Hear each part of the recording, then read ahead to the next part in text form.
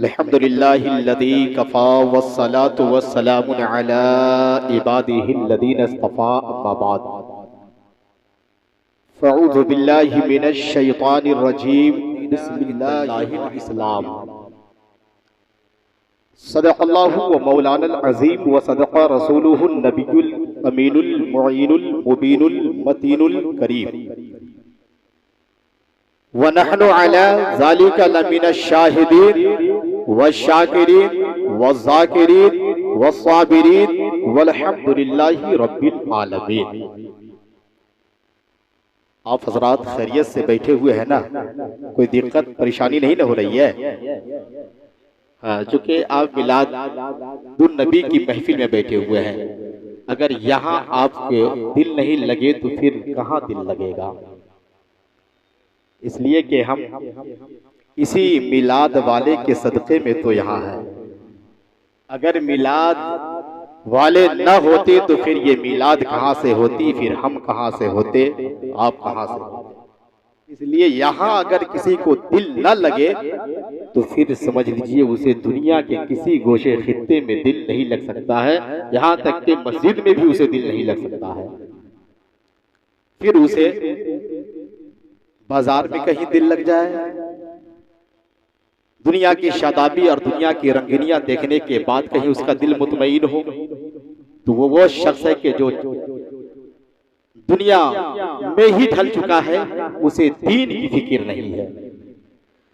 वो शख्स वो है कि जिसे सिर्फ दुनिया ही दुनिया दिखाई देती है, दीन की अहमियत उसे मालूम नहीं है, दीन की हकीकत उसे मालूम नहीं है, दीन की पहचान नहीं हुई है, दीन पर अभी वो अमल नहीं किया है, उलमा के करीब नहीं हुआ है, मस्जिद के करीब नहीं हुआ है। जिस दिन उलमा के करीब हो जाएगा, मस्जिद के करीब हो जाएगा, तो उसे दुनिया में नूर नजर आएगी और अल्लाह का घर जो है उसे नूर वाला नजर आएगा, मिलाद की महफिल जो है उसे नूर वाला नजर आएगा। मौजूद सामईन किराम, शायर ने क्या ही खूब कहा है, हमें करनी है शहनशाहे बतहा की रज़ा जुई, हमें करनी है शहनशाहे बतहा की रज़ा जुई, हमें करनी है शहनशाहे बतहा की रज़ा जुई।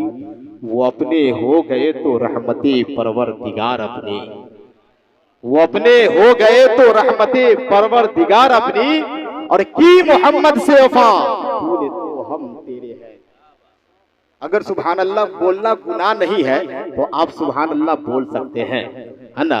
और सुभान अल्लाह बोलते हैं तो आपको कितना सवाब मिलता है।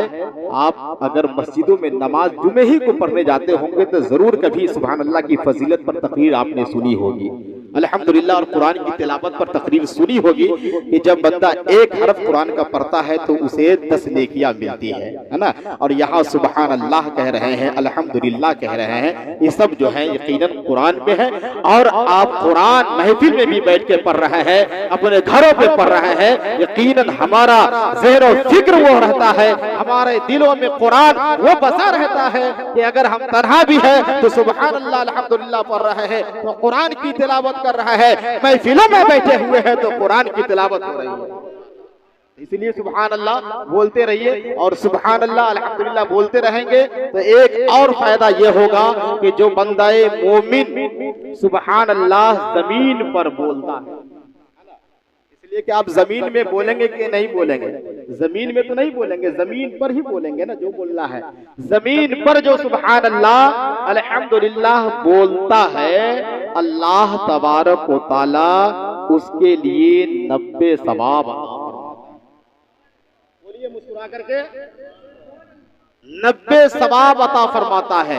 कितना खुश नसीब है वो मुसलमान है, वो नबी का चाहने वाला है कि 90 नेकियां 90 सवाब सिर्फ एक बार सुभान अल्लाह कह रहा है तो रब उसे अता फरमा रहा है, और ये सुभान अल्लाह कहने का आपको इनाम मिल रहा है। बोलिए ना भाई सुभान अल्लाह। सुभान अल्लाह कहने का इनाम मिल रहा है। जब बंदा सुभान अल्लाह कहता है तो अल्लाह तबारक व ताला उसके 30 गुनाह को माफ फरमा देता है। रब तबारक व ताला उसके 30 दर्जात को बुलंद फरमा देता है और अल्लाह तबारक व ताला की उस पर 30 रहमतें नाजिल होती है। आपने सिर्फ सुभान अल्लाह कहा तो ये। अच्छा, एक बात और बता दे, बुरा न लगे तो, हम लोग इस्लाम के चाहने वाले हैं ना? हाथ उठा के बोलिए कितने लोग इस्लाम के चाहने वाले हैं। चलिए, ऐसे वक्त में इस्लाम के चाहने वाले हैं, है ना? अल्हम्दुलिल्लाह, और इस्लाम के चाहने वाले हमेशा रहेंगे। मैं एक बात यहाँ पर एक मैसेज देना चाहता हूँ इस्लाम के चाहने वाले, अगर आप मस्जिद में हो या आप दरगाह पर हो या आप अगर मिलादुन नबी की महफिल में हो तो हमारा ये लिबास और पोशाक बताना चाहिए कि हम इस्लाम के शहजादे हैं। हमारा लिबास और पोशाक ये क्या बताना चाहिए कि हम इस्लाम के